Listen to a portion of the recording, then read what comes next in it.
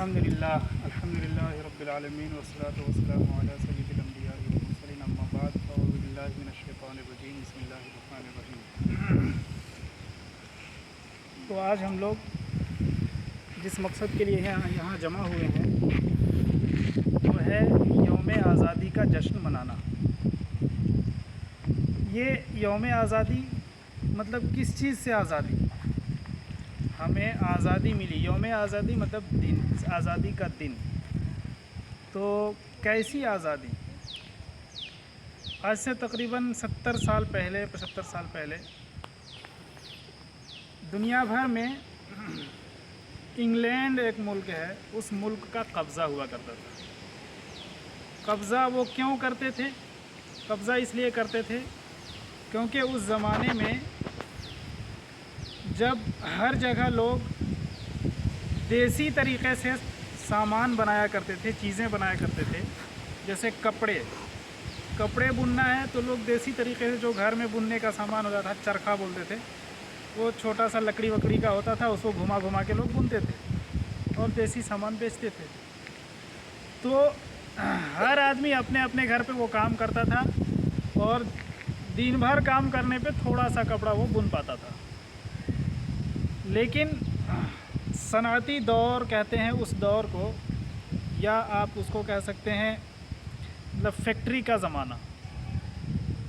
यानी ऐसा ज़माना आया जब फैक्ट्रियाँ वजूद में आई। फैक्ट्रियाँ क्यों वजूद में आई? क्योंकि मशीनें वजूद में आई, नई नई मशीनें बन गई। और ये इंग्लैंड में हुआ, सबसे पहले इंग्लैंड में हुआ। वहाँ इंग्लैंड में मशीन बन गई कपड़ा बुनने की। अब जो काम घंटों में हुआ करता था वो मिनटों में पूरा होने लगा और इंग्लैंड ने कपड़े तैयार करने शुरू कर दिए बहुत जल्दी। अब ये कपड़े इतने सारे बन रहे थे, उनको बेचने के लिए कहीं ना कहीं तो उन्हें ले जाना है। सारे उनके मुल्क में तो बिक नहीं सकते थे, इसलिए उन्होंने दूसरे मुल्कों का रास्ता सफ़र करना शुरू किया। वो पानी जहाज़ से जाते थे जगह जगह, हर जगह उन्होंने कब्ज़ा किया। हर जगह वो अपनी मशीनें लेकर गए और वहाँ पे कपड़े वग़ैरह और दूसरी चीज़ें भी मशीनों से बना के वहाँ बेचना शुरू किया। शुरू तक तो इतना ही तक महदूद था। यहाँ पे शाहजहाँ की हुकूमत थी, शाहजहाँ यहाँ का बादशाह हुआ करता था। उसी ज़माने में ये लोग आ चुके थे और इन्होंने इजाज़त ले करके फैक्ट्री बनाई थी कलकत्ते में। और ये फैक्ट्री उनकी चलने लगी और अच्छे खासे कपड़े उनके बिकने लगे। जब अच्छा खासा उनका बिज़नेस यहाँ डेवलप कर गया, वहाँ से लोग धीरे धीरे आते चले गए और फिर पैसे के बलबूते पर उन्होंने ताकत भी हासिल की और ताकत हासिल करने के बाद उन्होंने कब्ज़ा भी करना शुरू कर दिया कि अब हम यहाँ हुकूमत भी करेंगे। नतीजा ये हुआ कि उन्होंने पूरे हिंदुस्तान में अपना कब्ज़ा जमा लिया। जो राजा यहाँ पे हुआ करते थे पहले, उन राजाओं को धीरे धीरे ख़त्म किया गया। लास्ट राजा जो थे बहादुर शाह ज़फ़र, उनको भी मारा गया। उनको भी जेल के अंदर, या रंगून एक जगह है, उस जगह ले जा कर के उनको कैद कर दिया गया और वो वहीं इंतकाल कर गए। इसके अलावा उसके बाद फिर मुसलमानों में, हिंदुओं में, सारे लोगों में, हिंदुस्तानियों में एक जज्बा पैदा हुआ कि हमें ग़ुलाम बनाया गया है, हमें इससे आज़ादी चाहिए। ग़ुलामी किस तरीक़े से करवाई जाती थी? ग़ुलामी करवाई जाती थी कि वो जिस तरह की हुकूमत चलाना चाहें वो चलाएंगे, आपको उनके मातहत रहना है, आपको उनके नीचे रहना है, आप अपनी मर्ज़ी से कुछ नहीं कर सकते। जो भी उनके ख़िलाफ़ आवाज़ उठाएगा उन्हें जेलों में बंद किया जाएगा। तो इस तरह का एक दौर चलने लगा और उनके पास लाठी थी, भैंस भी उन्हीं की हो गई। उसके बाद एक वक्त ऐसा आया 1857 का एक सानहा, जिस वक्त मेरठ से बहुत सारे लोग बगावत के लिए खड़े हो गए और उसमें बहुत बड़ी तादाद में मुसलमानों में से भी लोग थे। अल्लामा फजल हक खैराबादी और बहुत बड़े बड़े नाम हैं। और ये इस बगावत को इतनी बुरी तरह कुचला गया और बेतहाशा लोगों को उसमें शहीद किया गया, बहुत सारे लोगों को मार दिया गया। और अल्लामा फ़ज़ल हक़ खैराबादी एक बहुत बड़े आलिम दीन थे और उनकी भी कुर्बानियाँ हैं यौम आज़ादी। आज हम जिस चीज़ की खुशी मना रहे हैं उस खुशी में उनका एक बहुत बड़ा रोल है। उन्होंने जिहाद का ऐलान कर दिया। उन्होंने ऐलान किया कि सारे मुसलमानों पे जिहाद फ़र्ज़ है अंग्रेज़ों के ख़िलाफ़। तो इन अंग्रेज़ों से लड़ाइयाँ शुरू हुई, लड़ाइयाँ होती रहीं। अल्लामा फ़ज़ल हक़ खैराबादी भी पकड़े गए और उन्हें भी उसी तरह जेल में बंद कर दिया गया और वहाँ पे भी उनका इंतकाल हो गया। काफ़ी वक्त तक जेल में रहे और वहीं उनका इंतकाल हो गया। 1922 में एक सानहा ऐसा हुआ जिसे हम जलियनवाला बाग के नाम से जानते हैं कि हर जगह लोग अंग्रेज़ों के ख़िलाफ़ मीटिंग करते थे, बैठ कर के बातें किया करते थे और तरह तरह से लोग मतलब उन पर हमले करने की कोशिश करते थे। तो एक मीटिंग चल रही थी जलियनवाला बाग में। वो एक जगह का नाम है, एक बागीचा था और उसके चारों तरफ दीवारें थी। बीच में एक कुआं था।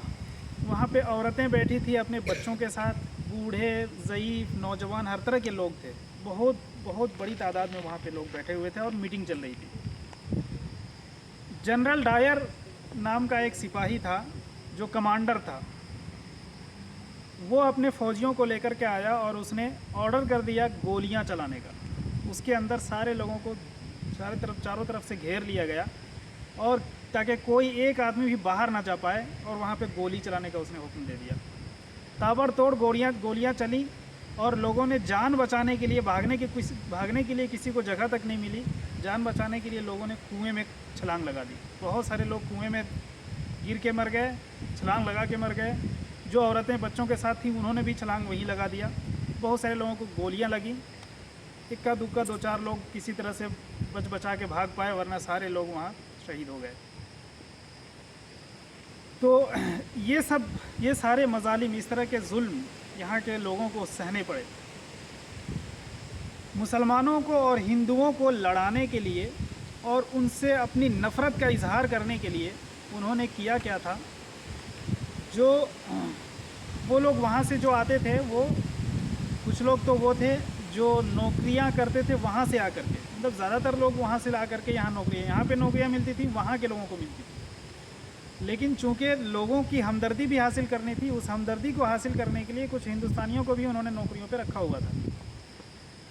तो जो पुलिस में हुआ करते थे या फ़ौज में हुआ करते थे, उनको जो बंदूकें दी जाती थी, आजकल के बंदूक में होता है आप हाथ से ही इस्तेमाल करके गोलियां भरना वरना सब कुछ कर लेते हैं, लेकिन उस टाइम ये था कि आपको गोली अगर भरना है तो उसका कारतूस खोलने के लिए मुंह दांत से खोलना होगा। वो हाथ से नहीं खुलता था, दांत से ही खोलना पड़ता था। उस टाइम की टेक्नोलॉजी वैसी थी, हर जगह, सिर्फ हिंदुस्तान में नहीं। कोई जो सा भी बंदूक हुआ करता था वो दांत से खोलना पड़ता था। इन्होंने क्या किया, जो बंदूक एक मुसलमान फ़ौज के पास जाता या मुसलमान पुलिस के पास जाता, उस बंदूक में सूअर की चर्बी लगा देते और जो हिंदू के पास जाता उस बंदूक में गाय की चर्बी लगा देते। और ये खाते दोनों हैं। अंग्रेज़ जो हैं वो ईसाई हैं और ये सूअर भी खाते हैं और गाय भी खाते हैं, इसलिए इन्हें तो फ़र्क नहीं पड़ता, लेकिन इन्हें फ़र्क पड़ जाता था। जो गाय खाता है उसे सूअर से नफरत है, जो सूअर खाता है उसे गाय से नफरत तो नहीं है, मोहब्बत है, इसलिए वो नहीं खा सकता उसको भी। तो ये इसलिए था कि अपनी नफ़रत का इजहार कर सके। फ़र्क तो कुछ नहीं पड़ता था, लेकिन मजहबी ठेस पहुंचा सके, ये सब कुछ किया जाता था। इस तरह से जुल्म किया जाता था। तो लोग आज़ादी के नाम पे बहुत सारे लोग खड़े हो चुके थे, बहुत सारे लोग शहीद हुए, बहुत सारे लोग मारे गए। उसमें 2 तरह के लोग थे। एक गांधी जी की फ़िक्र थी, उनकी सोच ये थी कि हमें बंदूक के बल पे आज़ादी नहीं मिलेगी। और बहुत सारे लोग थे, बल्कि बड़ी तादाद में लोग यही थे, उनका कहना था कि बंदूक उठाओ, लड़ो, तभी आज़ादी मिल सकती है, इन्हें भगा सकते हैं यहाँ से, वरना नहीं भगा सकते। और गांधी जी का कहना था कि हमें इनका सामान का बॉयकॉट करना चाहिए और ये जो भी काम करना चाहते हैं, यहाँ हुकूमत करना चाहते हैं, उस सब में हमें बाधा डालना चाहिए। लोगों को साफ कहा था करके एक साथ ये काम करना चाहिए, तभी हम इनसे आज़ादी हमें मिल सकती है। बहरहाल दोनों की सोच और दोनों तरह की लड़ाइयों ने, गांधी जी धरने देते थे जगह जगह लोगों को ले जा करके, और ट्रेन को ब्लॉक करना, रास्ते बंद करना, ये वो अंग्रेज़ों के सामान का बाइकआउट करना, ये सब कुछ करते करते करते दोनों तरह की मदद ऐसी मिली कि फिर लास्ट में एक वक्त आया जब अंग्रेज़ों ने हामी भर दी कि हाँ, हम यहाँ अपना आपका हिंदुस्तान छोड़ने के लिए तैयार हैं। और फिर लास्ट में 1947 में वो हिंदुस्तान छोड़ करके चले गए। और उसी दिन हिंदुस्तान, पाकिस्तान जो इस वक्त है, बांग्लादेश, ये सारे एक ही हुआ करते थे।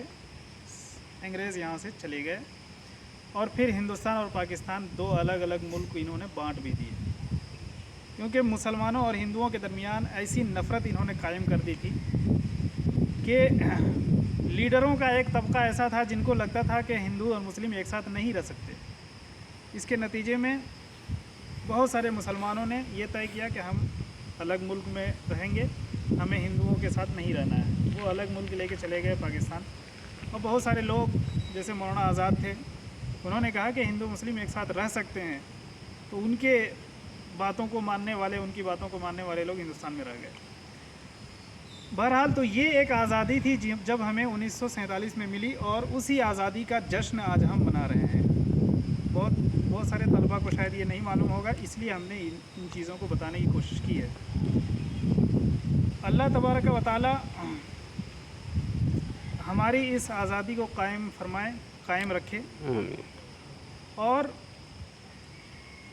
जिस तरह की मजहबी आज़ादियाँ और दिगर हर तरह के हुकूक़ हमें हिंदुस्तान में हासिल हैं, अल्लाह उनकी भी हिफाजत और सलामती अता फ़रमाए। व आखिर दावाना अनिल हम्दुलिल्लाहि रब्बिल आलमीन।